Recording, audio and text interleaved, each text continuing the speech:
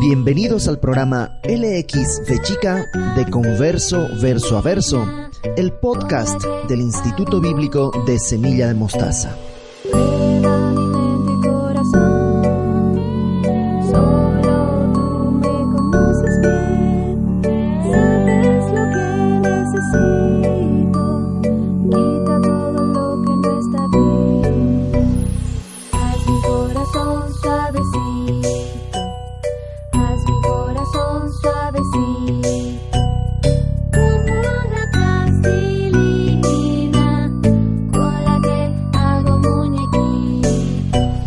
El día de hoy, en este primer programa del 2016, estaremos platicando acerca del idioma hebreo. Ha sido influenciado por los otros idiomas que se hablaban en la tierra del amorreo. Además, un poco relacionado con el tema, estaremos platicando acerca del nombre de Jesús. ¿Es correcto decirle Jesús o debemos referirnos a él como Yeshua? También hablaremos acerca de la oración. ¿Puede la oración conmover el corazón de Dios? Y por último, estaremos platicando sobre el velo que había en el templo, ese velo que se rasgó de arriba abajo cuando nuestro Señor murió en la cruz. ¿Qué diferencias hay ahora cuando ese velo ha sido rasgado? Bueno, sin más que decir, comencemos.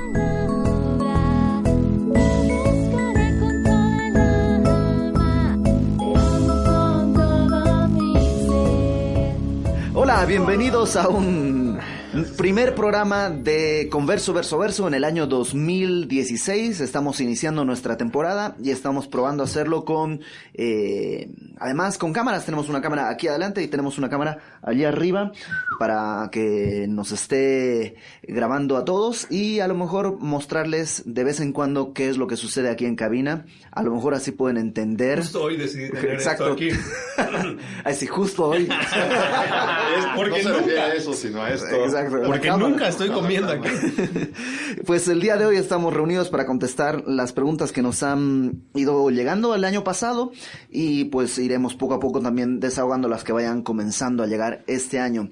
Y en primer lugar queremos presentar a los que están alrededor de la mesa. Está Dodo Robles. César Cárdenas. Hola, ¿cómo están? Benjamín Jiménez. Hola, hola. Josué López. Hola, amigos. Isaac Espinosa. ¿Cómo están? Alex Aguad.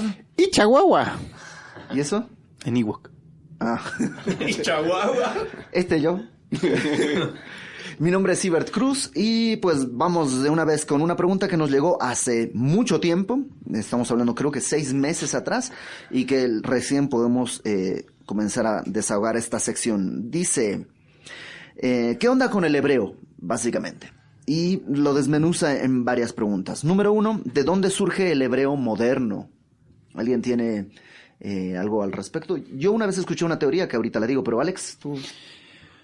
Más bien yo escuché tu teoría. Es muy buena. Yo escuché alguna vez que... y lo leí alguna vez también. Entonces sí tiene una base de verdad.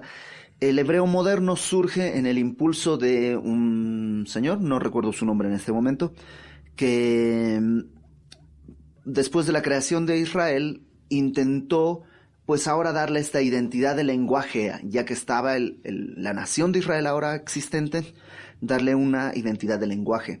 Entonces comenzó a pues tener las palabras que habían perdurado, porque mucho del idioma se perdió, porque no era un idioma que se hablaba. Y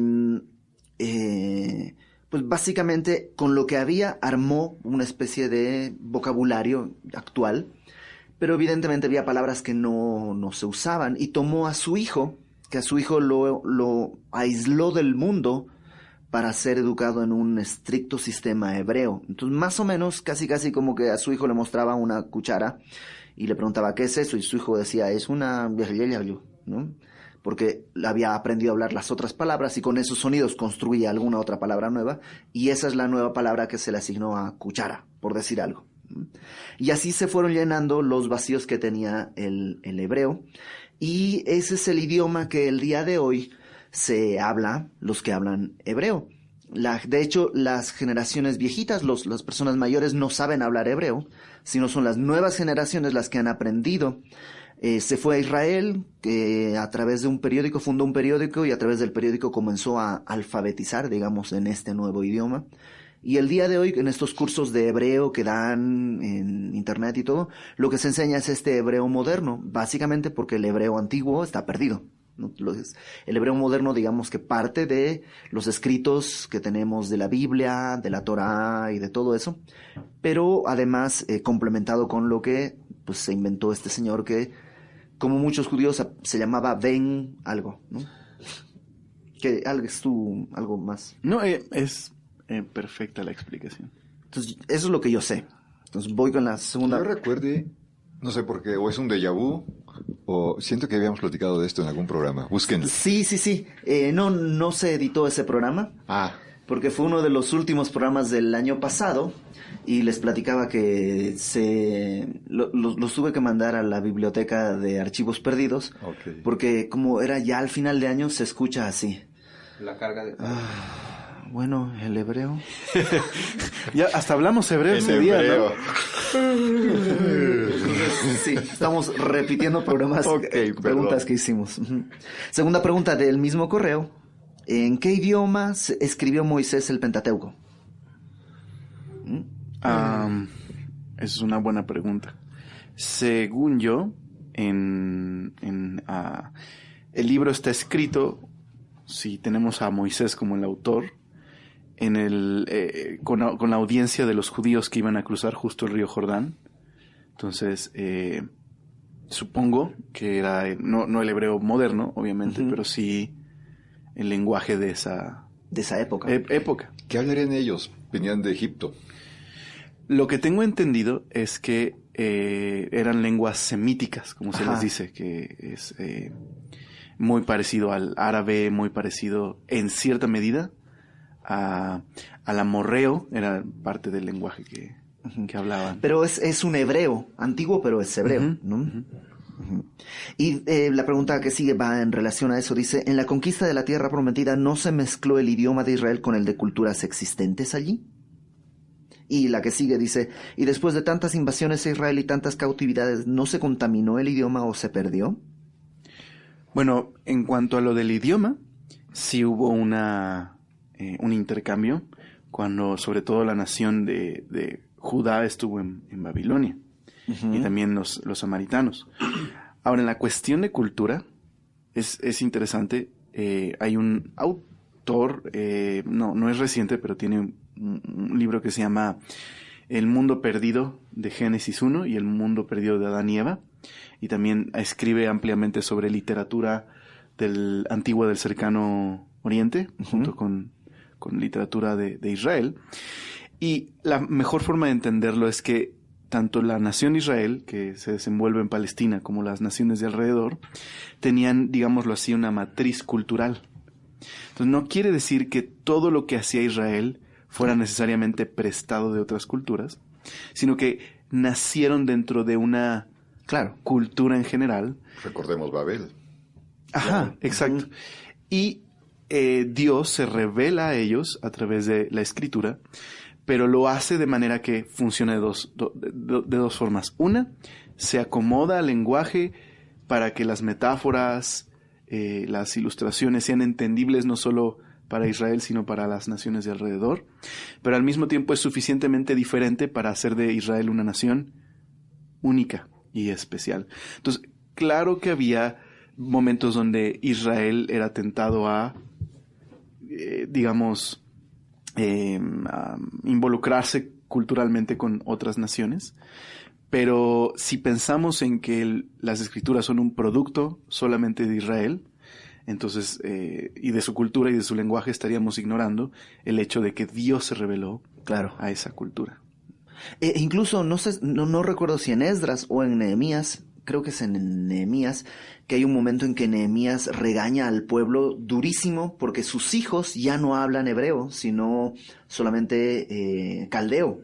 Y eso implicaba que pues iban a dejar de poder comprender las escrituras y todo esto, ¿no? O sea, sí hubo momentos en los que se batalló con esta influencia cultural en Israel, ¿no? De hecho, la literatura bíblica del Antiguo Testamento se pueden encontrar muchos paralelos con la literatura de las culturas de alrededor. El asunto está en las presuposiciones de los que estudian estas cosas. Claro, lo que platicábamos de Gilgamesh. Exacto, otra vez, ¿no? porque si uno viene de la presuposición de que la Biblia solo es un producto, nuevamente, de Israel como cultura, pues claro, pensaríamos que Israel tomó de otros documentos, aunque no necesariamente haya una evidencia de que la nación de Israel conocía, por ejemplo, el poema de Gilgamesh. Es probable, pero tampoco hay una evidencia, ¿no? Certera de que ellos estaban, que sabían de ese documento. Pero los paralelos sirven para mostrar que es real las personas que escribieron en ese momento, porque encontramos paralelos con otras culturas, sabemos que existieron realmente.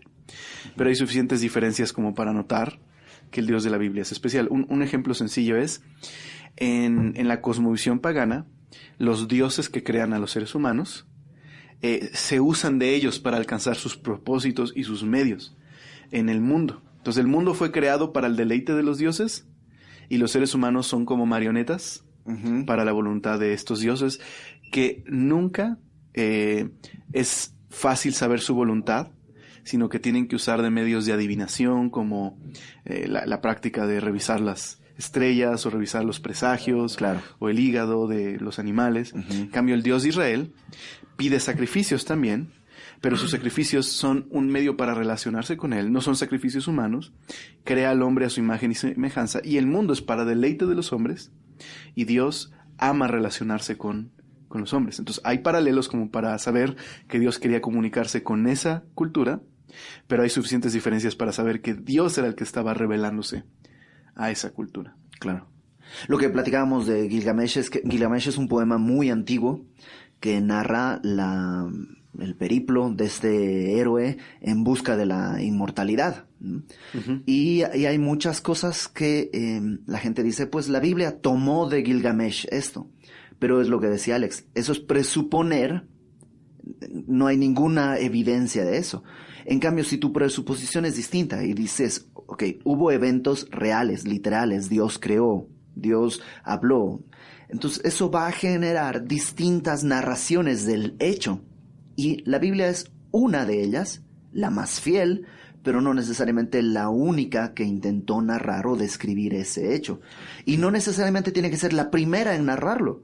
Simplemente a lo mejor hubo otras personas que escribieron antes, pero con una visión distorsionada. La Biblia no es la primera, pero sí la única que Dios autoriza, por decirlo así, porque además es de todas, es la que realmente se ajusta a todos los hechos que pudieron haber sido, desnuda de mitos que son demasiado fantásticos y no esconde cosas. Otro ejemplo es la ley mosaica con la ley de Hammurabi. Claro. Que hay muchos paralelos, pero es sencillo, pues, que ambas leyes lidian con cuestiones sociales y de la vida diaria, y que lo que está haciendo Dios es comunicarse a una cultura, pero mostrando cómo es cómo debe de hacerse. O hay algunos salmos que son muy parecidos a himnos que existían en Egipto o en otras culturas, y que digamos que están como si fueran copiados, pero sustituyen a los dioses por el Dios de Israel. Pero eso no significa que Israel está necesariamente adoptando, sino que está, digamos, acomodándose a lo que era común en la forma de literatura que se hacía en su época y presentando al Dios único. Lo hacemos el día de hoy. O sea, nosotros también tenemos canciones que tienen el ritmo de pues, las canciones normales, pero nuestra letra es cristiana, ¿no? O escribimos en la forma en la que se escribe el día de hoy, ¿no? También nosotros estamos inmersos en una cultura y Dios se revela a nosotros a través de su palabra, pero no estamos fuera de nuestra cultura, ¿no? Ok. ¿Alguien quiere aportar algo? Estaba pensando, los rollos del Mar Muerto, los de Qumran, ¿son los manuscritos más antiguos que tenemos de la Biblia? ¿Alguien sabe? No sabría decirte. Pero están en hebreo. Sí, ¿verdad? Sí. Creo que el documento más antiguo es una placa de plata que tiene un texto de Deuteronomio que encontró un arqueólogo llamado Gabriel Barkay, me parece. Pero es un cachito pedacito. y está en hebreo. En hebreo. Esa por la pregunta que hacían de en qué idioma, o sea, hasta donde nosotros sabemos, lo más antiguo que tenemos es en hebreo. Ajá. ¿En qué idioma estarían escrito? El Antiguo Testamento en general está en hebreo y algunos pedazos en arameo. ¿No? Dice además otra pregunta dentro de este mismo correo. ¿Cuál es el hebreo que está en el diccionario Strong? Pues el hebreo bíblico, ¿no? O sea, realmente el diccionario Strong no pretende enseñarte hebreo, sino es una descripción del hebreo bíblico, y en base a lo que está escrito en la Biblia y los conocimientos que tenemos de eso. Y es fácil, de alguna manera, entender ciertas palabras porque tenemos un paralelo que es la Septuaginta, que es la traducción del Antiguo Testamento al griego que es mucho más cercano a nosotros. Todavía no es un griego que se habla el día de hoy, pero es mucho más cercano y es un idioma que ha continuado hablándose, evolucionando al griego moderno, pero no ha desaparecido como sucedió con el hebreo, que desapareció por muchísimos años. No sé si alguien tiene algo que decir, pero si no podríamos ligarlo con otra pregunta que llegó, que no encuentro, pero que dice, mira, aquí está. Hay una corriente dentro de la iglesia y algunos judíos mesiánicos acerca del nombre del Mesías. ¿Cómo se debe nombrar? ¿Jesús o Yeshua? Unos afirman que son diferentes. Porque es esto, ¿no? Ya que el Dios es el pueblo judío es el pueblo de Dios, y ya que Jesús mismo fue judío, pues Jesús, para este grupo de personas, decirle Jesús es como una herejía, porque su nombre es Yeshua, ¿no? ¿Qué piensan acerca de esto del idioma en el lenguaje dentro de la iglesia el día de hoy? Pues para empezar, en la forma en la que está escrito en los evangelios, está en griego. Entonces, los evangelistas estarían cometiendo la herejía de llamarle Jesús, ¿no? Como se diga en griego, ¿no? Ajá. En segunda, ese no es un nombre en este sentido de el nombre que ya tenía desde antes, ¿no? Por decirlo así, con el que desde la eternidad ha tenido, sino que es un título que describe su misión, que es Salvador, ¿no? En ese caso, Filipenses 2 dice que el nombre, que es sobre todo nombre, es Kurios, y se aplica solamente a Jesús como un título también de dignidad y grandeza. Entonces no veo ninguna evidencia bíblica. Podríamos decirle Jesús. Si estás en Estados Unidos le puedes decir Jesus. Pues sí. Si estás en Alemania, pues, quién sabe, pero o sea, no tiene que ver con el idioma que utilizas. No, los griegos, es decir, las iglesias griegas, gentiles, le llamaban pues de acuerdo a su idioma. Las cartas están escritas en el idioma que ellos hablaban, no tiene sentido. Hace poquito leí en un libro que, o sea, el nombre sería Yeshua, o sea, Jehová salva, algo así es, creo, significado, y que era un nombre relativamente común entre los israelitas. Claro. Hasta que Jesús vino y fue a la cruz. Que después de eso, a partir del siglo II, digamos, se dejó de usar. No lo usan los... A lo mejor un poco, digo, al revés, pero como el nombre Judas, tal vez, ¿no? Que el día de hoy es poco probable encontrarte con alguien que se llame Judas por la connotación que hay. Ajá, pero por lo mismo, entre los judíos tampoco es común ya encontrarse un Yeshua, que además Yeshua es la forma moderna de Josué, ¿no? Porque Josué también se llama eso, es el mismo nombre, que se va poniendo en distintas etapas, ¿no?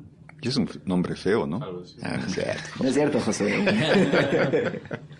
Ok, nos da tiempo de una preguntita más. ¿Alguien quiere decir? Hoy vienen muy callados, parece que estuviéramos en el año pasado. Es como ya estaba grabado. Que tomen.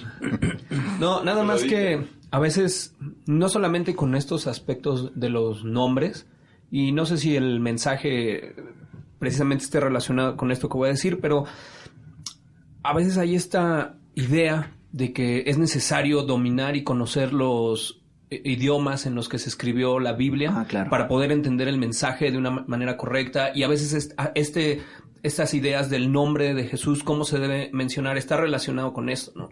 Y si tú no sabes griego, dicen algunos, o si no sabes hebreo bíblico, pues no vas a entender el mensaje completo de la Biblia. Y creo que eso es un error. Creo que Dios ha usado el lenguaje escrito, ¿no? Para comunicar, para revelarse con nosotros, para hablarnos, y de tal manera que podemos tener una Biblia en español, y al leerla, aun cuando tú no conozcas el idioma original, vas a encontrar el mensaje verdadero que está ahí y lo que Dios quiere comunicar a la humanidad, ¿no? Es su naturaleza, su propósito, y el mensaje está bien claro ahí. Entonces, no sé, nada más pensaba en esto mientras hablabas del correo, que de repente está esta corriente, ¿no? Y esto, y muchos predicadores, entre comillas, ¿no? Porque a veces el mensaje no es muy claro, pero usan esto como para decir, yo sí sé griego y yo sí sé hebreo, entonces lo que yo te estoy diciendo no lo puedes poner en tela de juicio, ¿no? Y tienes que creerlo así porque yo sí entiendo el mensaje verdadero. Claro. Entonces, tener cuidado con esto, no creemos esto y no es necesario que tengas que meterte a un instituto bíblico a estudiar. Ahora, si tienes la oportunidad de hacerlo, es una bendición, ¿no? Es una buena herramienta. Hacerlo, es una muy buena herramienta, pero no quiere decir que eso te va a dar más espiritualidad o si no lo sabes te va a quitar. Entonces, bueno, nada más era algo que estaba pensando mientras hablábamos de esta pregunta. Podrías quizás entender el mundo bíblico y la forma en la que los destinatarios originales entendieron el mensaje, pero en ninguna manera es un requisito esencial para que alguien pueda tener devoción a Dios y tener una relación con personas. Y es tan enriquecedor, ¿no? Como cuando conoces el contexto cultural de las cosas que están pasando en cierta época o en ciertos pasajes bíblicos, cosas que para nosotros no tendrían mucho sentido a lo mejor, ¿no? Como quitarse un zapato y ponérselo debajo de la pierna y, o sea... Quizá un ejemplo donde pudiera ser útil es la palabra amor.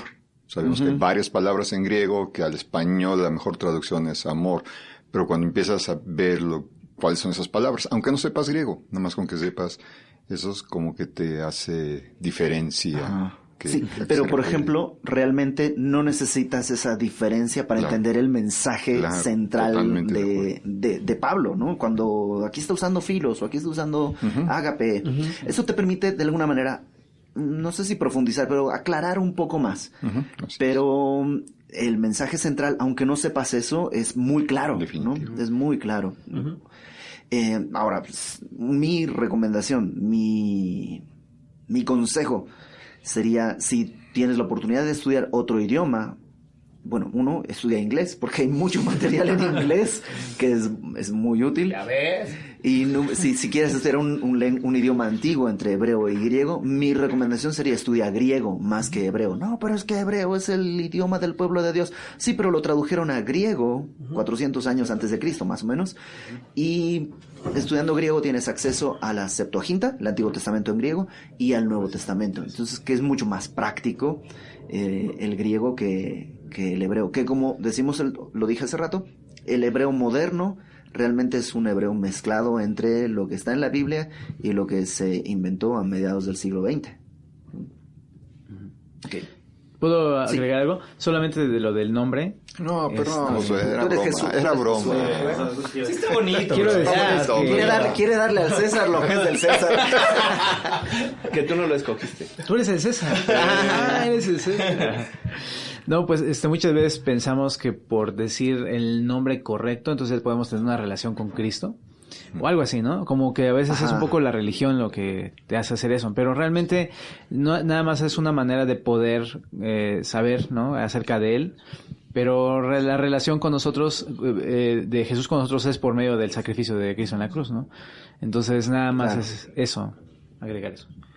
Y a lo mejor se ve en esto en el nombre de Jesús, ¿no? Cuando se dice, es que si lo digo mal, ya no, la oración ya no... La fórmula correcta. Okay. A ver, vamos a pedirle a Isaac que comparta con nosotros lo que está hablando, porque además se ve en cámara.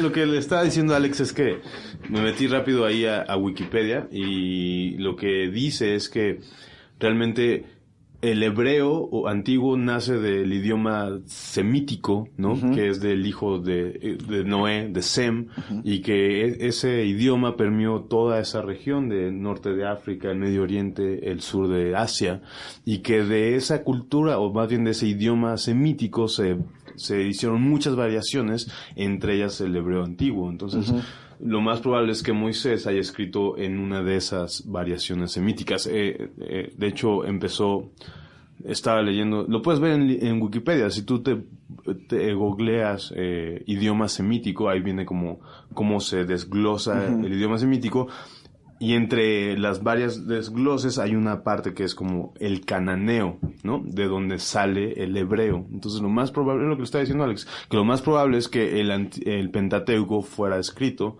en ese idioma hebreo, heredado del cananeo, que heredado de Sem, que es como de esa región, que dicho sea de paso, estaba leyendo que son como de las lenguas más antiguas, incluso más que el chino, ¿no? Y nada más era eso. Canaán no era hijo de Sem, descendiente de Sem, ¿no? Era de... No. Pues quién sabe, pero... Fue maldecido, ¿no? Que fue maldecido. Ajá, pero digamos la región, es lo que está haciendo referencia, fue influenciada por este idioma. Sí, por el semítico, y pues eso, que no lo lean ahí se pueden... En algún lado... Porque Abraham vino de otro lado y vino a la tierra de Canaán. Exacto, él viene de Babilonia. María Elena Vázquez Joyce, así se llama, es una maestra de historia antigua en la universidad a distancia en España, y lo sé porque estuve escuchando algunas cosas que ella es completamente atea, pero es una excelente maestra de historia antigua y tiene una serie de disertaciones en internet que seguramente puedes encontrar acerca del idioma en ese tiempo. Quita toda la parte atea que siempre pone, pero además es muy divertida ella, una señora ahí medio enojona y todo, ya muy mayor, pero es muy interesante lo que ella habla acerca del idioma, precisamente lo que decía Isaac. Ok, vamos con una pregunta última que nos cambia completamente de tema, me parece, y dice: buenos días hermanos, estoy muy contenta por poder escucharlos. El tema que tengo es el de la oración y tengo 2 preguntas. ¿Cómo es que se dice que conmovemos el corazón de Dios a través de la oración? Con súplica. A ver si logro explicarme. ¿Qué relación tiene la cortina del lugar santísimo que se rasgó cuando Jesús completó su obra en la cruz con la libertad que tenemos de entrar a su presencia a cualquier hora? Sí, antes, es decir, en el Antiguo Testamento, se oraba de igual manera en todo tiempo. Okay, voy a volver a, creo que replantear la pregunta. ¿Me podría repetir la pregunta? Está en hebreo. En el Antiguo Testamento se oraba en todo tiempo, pero había un velo para entrar a la presencia. En el templo. En el templo. Cuando muere el Señor Jesús, ese templo se rasga. Entonces, ese velo se rasga. Claro. ¿Qué diferencia tiene que ver? ¿Qué diferencia hay entre el Antiguo Testamento y el Nuevo Testamento ahora que está rasgado? Si antes se oraba en todo tiempo y ahora también. Esa es la primera pregunta. Más bien esa es la segunda. La primera es: ¿cómo conmovemos el corazón de Dios a través de la oración? Creo que lo del velo no hay que reducirlo simplemente a la capacidad de orar que tenemos, exacto, sino que tiene que ver con el acceso a Dios a través del nuevo pacto establecido en la sangre de Jesús. Claro. Sin Jesús no podemos entrar, ni antes ni ahora. La diferencia está en el sacrificio. El velo realmente estaba separando el lugar santísimo, al cual sí solamente podía entrar el sumo sacerdote una vez al año, me parece. Era nada más él el que entraba. El resto, ni aun los demás sacerdotes podían acceder al lugar santísimo. Fuera de eso estaba el lugar santo, dentro del tabernáculo primeramente y después en el templo. Claro. Entiendo que ese velo es el que se rasga. Pero Hebreos dice que precisamente el sacerdocio de Cristo es superior al sacerdocio levítico, porque el sacerdocio levítico solo podía permitir que entrara un sacerdote una vez al año. Pero ahora, a través del sacrificio de Cristo, hay un camino abierto en su carne, por el cual ahora no solo el sumo sacerdote, sino cualquiera tiene acceso a la presencia de Dios. No solo en oración, sino poder llegar a Él, ¿no? Y esto de cómo conmovemos el corazón de Dios con la oración. recuerdo que son como frases que han surgido en ciertos libros de oración, en el que hay una insistencia a orar de tal manera que como un padre, Dios se conmueve, digamos, al vernos llorar o vernos clamar a Él. Creo que tiene ese sentido como de una analogía entre nuestra paternidad y la paternidad de Dios. Pero no quiere decir que hay una fórmula para conmover su... Para cambiar las decisiones o algo así. Creo que es más como un lenguaje analógico, metafórico acerca de nuestra relación con Dios, pero no habíamos comentado alguna vez que a veces heredamos una especie de teología de las canciones que escuchamos en YouTube o algo así, y creemos que esas frases simpáticas y bonitas realmente son pues bíblicas, ¿verdad? Hace poquito me dijeron, no, es que Dios te necesita, ¿no? Es como esa de Dios te necesita. Es como, espérame, no necesita nada, es el autoexistente, ¿no? Claro. Entonces, como que esta idea de conmover el corazón de Dios nace de eso, de una... Pues quién sabe dónde nazca, pero yo creo que está completamente fuera de lo que realmente Dios es. Claro, a lo mejor hay un intento de definir estos momentos en los que uno clama al Señor para pedir su favor. Y en alguna manera la Biblia dice varias veces que Dios se conmovió o Dios se acordó de su... Y a lo mejor tiene ese sentido, pero no hay una fórmula. Lo que necesitamos es confiar en el Señor, echar nuestras cargas sobre Él. Tenemos acceso y libertad para pedirle, pero siempre es bueno dejarlo en sus manos y que Él decida, ¿no? Según su voluntad. Exacto, hay un salmo, el Salmo 36, que dice que el amor de Dios y la misericordia de Dios es más alto que los cielos,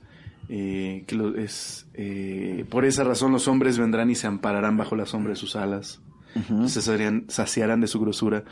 Entonces creo que más bien partimos de la idea de que Dios es un Padre que nos ama y que tiene un corazón que se conmueve, digamos, por nosotros, y eso nos lleva a orar, más que lo que decías, la fórmula de cómo para conmover el corazón. Más bien partimos del hecho de que es un Padre así ya, amoroso, que nos recibe y nos escucha.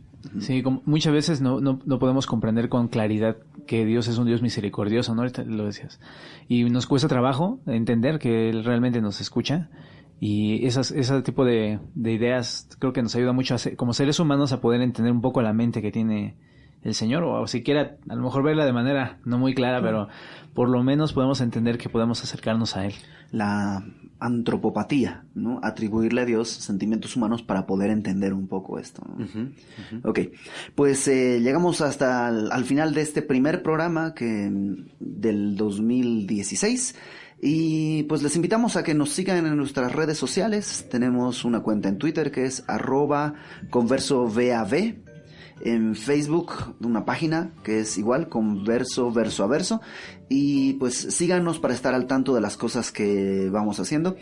Si todo fue bien, seguramente tuvimos para la entrada y para la salida una canción de Yo Más Mami del disco más reciente que ya está pronto a salir. Si todo fue mal, pues tenemos una canción del disco anterior, entonces, que está muy padre. Así que esperamos que este año podamos contestar sus preguntas y tendremos regalitos y cosas así.